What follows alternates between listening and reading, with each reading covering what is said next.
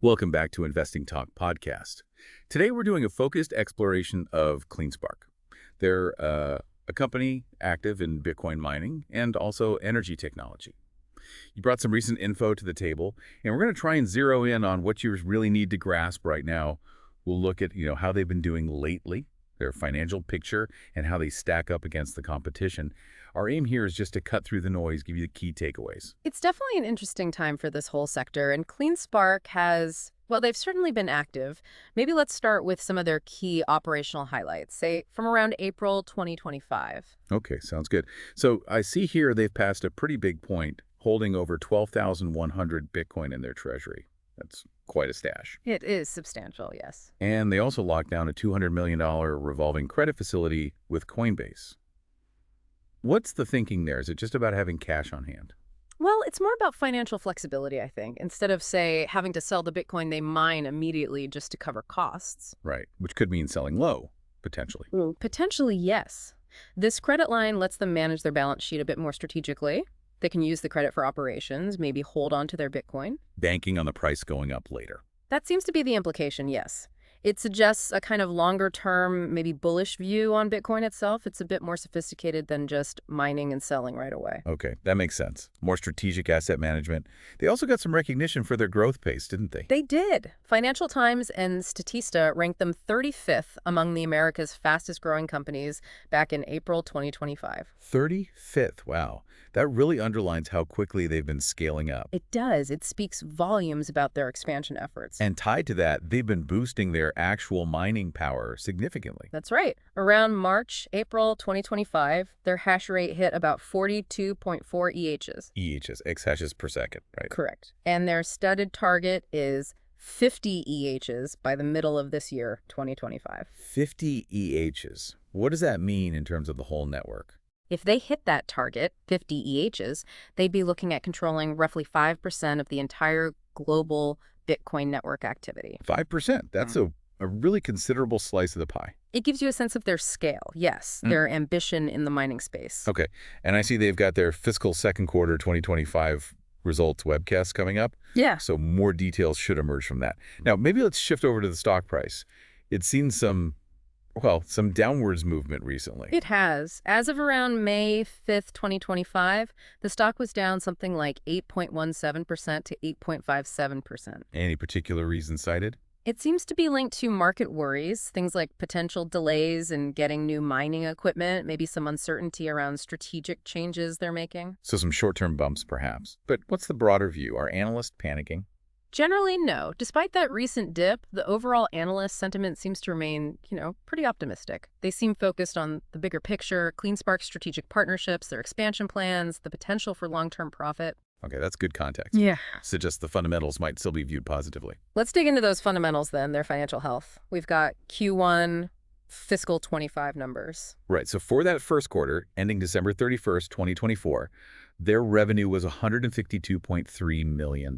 How does that compare? That's a 120% increase compared to the same quarter the previous year. Wow, 120%. That's significant growth. It really is. It signals that their expansion strategy is translating into top-line results. And the expectation is this trend will likely continue into Q2, partly thanks to investments in more energy-efficient gear. Makes sense. And Yeah. profitability, how did that look in Q1? Their basic earnings per share, EPS, was 0.85 cents for that quarter. That came from a net income of $241.7 million. So quite strong bottom-line performance, too. And liquidity, their ability to fund things. Seems quite solid. They reported having $1.2 billion in total liquidity. That includes proceeds from a pretty large $650 million convertible bond they closed in that same Q1. And that's against total assets of. Total assets were $2.8 billion, so a healthy balance sheet picture overall. This growth seems pretty consistent then. I remember seeing something about their full fiscal year 2024 revenue as well. Yes, for the full year 2024, revenue jumped 123% year over year. Again, driven largely by building out their infrastructure and just mining more Bitcoin. I think they mined around 700 Bitcoin in March alone, just as an example. And we mentioned their Bitcoin holdings earlier, nearly 12,000. That's a significant asset on their books too, isn't it? Absolutely. Nearly 12,000 BTC. If you ballpark Bitcoin at, say, $60,000, that's around $720 million worth of reserves right there. Gives them a lot of financial flexibility. Okay, so fast growth, profitable, strong reserves. Yeah. How do they actually compare against the other big players in this mining space? What are their advantages? That's a key question. One major point is their cost leadership. Their marginal cost to mine one Bitcoin is estimated to be among the lowest in the industry, How low we're talking? around $34,000 per Bitcoin, according to estimates. Okay, so with Bitcoin well above that, that's a healthy margin. It provides a significant buffer, yes, especially important when Bitcoin's price gets volatile. What else sets them apart? Their fleet efficiency is also quite high. It's measured at 16.15 joules per terahash, JTA. Joules per terahash. Lower is better there, right? Means less energy used. Exactly. It means they need less electricity for the same amount of mining power. That directly impacts their operating costs and boosts profitability, especially concerning energy expenses. Also, their strategy isn't just about building massive single sites. They're expanding regionally, partnering with local communities. Why that approach? It helps mitigate risk, particularly regulatory risk. Spreading out geographically means they're less exposed if one jurisdiction becomes less favorable. Smart. And just in terms of size, overall market position. They're definitely one of the leading U.S.-based Bitcoin miners. As we said, over 42 EHs as of March 31st, aiming for 50 EHs soon. When you put them next to competitors, maybe like Marathon Digital or Riot platforms, CleanSpark appears to be growing faster currently and puts a stronger emphasis on their sustainability work. Right, that sustainable energy focus. How important is that becoming? Increasingly so, I'd say. Their commitment there, it aligns with where the industry seems to be heading and also with government policy trends. It's not just good PR, it seems to be helping them secure new contracts and build investor confidence. It's becoming a real differentiator. So it's not just how much power, but what kind of power. Interesting. Okay, let's talk downsides. Every investment has risks. What are the big ones for CleanSpark? Well, the obvious one is the regulatory environment for crypto. It's constantly shifting. New rules, especially out of the US, could definitely have an impact. The exact nature is still uncertain, though. Standard crypto risk, really. Pretty much. Then there's Bitcoin's price itself. It's volatile, we all know that. CleanSpark's revenue and profits are directly tied to it. A big drop hurts them significantly. And those market concerns we mentioned earlier, potential delays in getting mining gear, that points to logistical risks too. They rely heavily on that equipment arriving on time to meet their growth targets. And fundamentally, their whole business model is heavily reliant on Bitcoin maintaining value or increasing. That's the core dependency, yes. Okay. On the flip side, what are the opportunities? What could push things in a positive direction for them? Catalysts, if you will. Hitting that 50 EHs target by mid-2025 would be a big one, shows execution. Broader market factors could help too.